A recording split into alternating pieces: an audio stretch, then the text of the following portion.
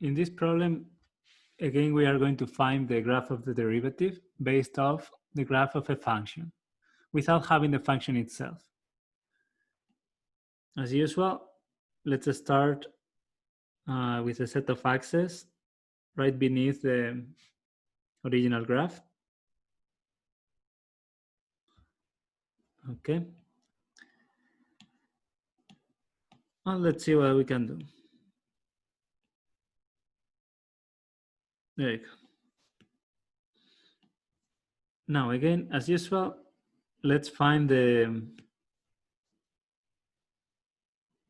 points where the function has a horizontal slope. Okay. In this case, I get 3 of them.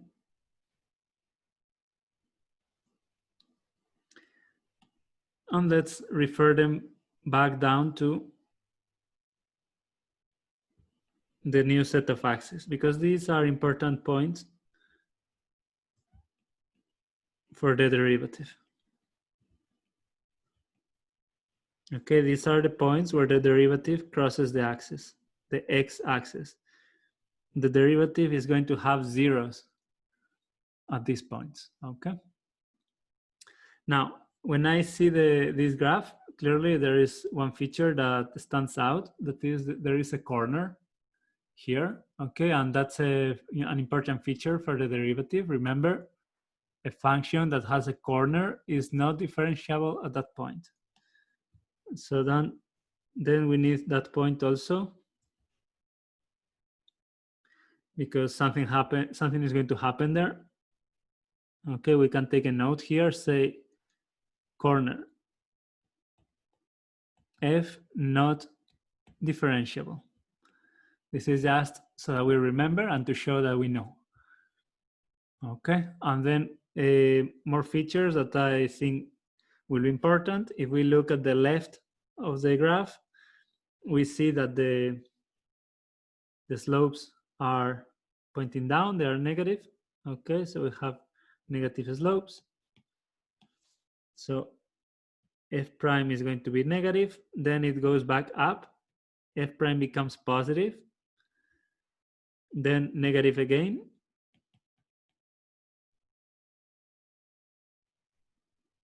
and then positive, and then negative again. Okay, notice here that the function appears to be linear.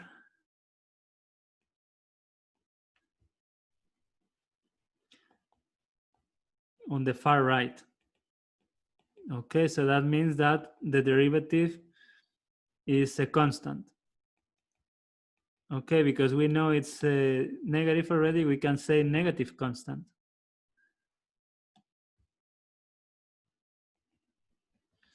Okay, so that we can take advantage right away and put it on the graph.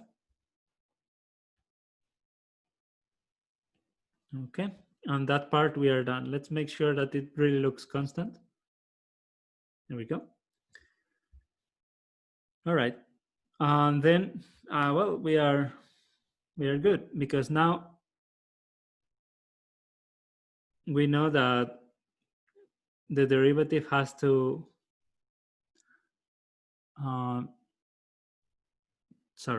be negative on the left, right? Then it becomes positive for a while, so it crosses over, then it becomes negative, and then it goes back to positive. Okay, so what happens here, we have seen in other problems, is that since it enters a region and then needs to leave, it needs to turn at some point. That is what is called an inflection point. And actually, when we look here, inflection points, we are going to see 2 of them. Okay.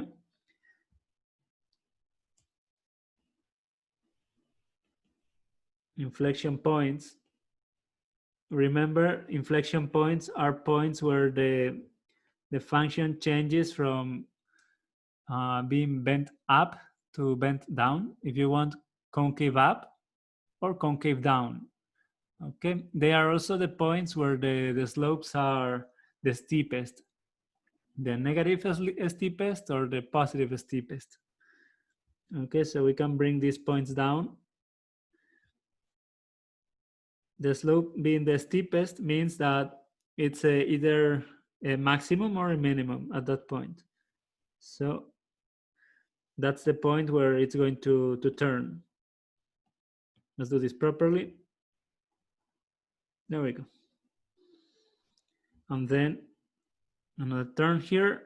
And then for the final part, we just know that it's a positive slope, but there are no turning points, nothing. It just goes up, and then we have the discontinuity of the derivative because on the left of that corner, the function, the slope is positive.